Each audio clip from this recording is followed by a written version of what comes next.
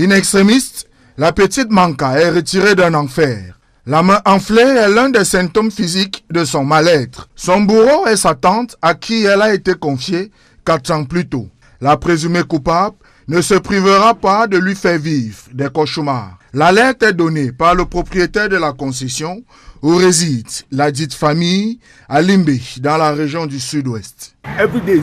Chaque jour, elle tape sur cet enfant. L'enfant subit des tortures au quotidien. Parfois, elle essaye de fuir. Elle a traumatisé l'enfant au point où celui-ci ne peut plus s'exprimer normalement. Son apparence physique a tellement changé qu'on ne peut plus savoir si c'est une fille ou un garçon.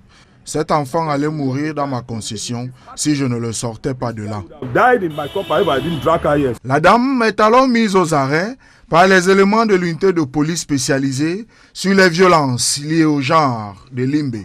Également, un cas de viol sur une fillette de 3 ans est sur la table de cette unité. L'auteur de ce forfait serait un garçon âgé de 13 ans. C'est une petite fille de 3 ans. Elle a été victime de viol. Et son suspect, paraît-il, a 13 ans. La petite fille en question a été déjà présentée chez le médecin.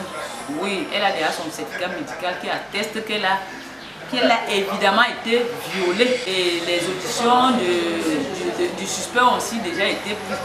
Maintenant, nous sommes en train de rassembler toutes les preuves afin de présenter ce dernier devant le procureur.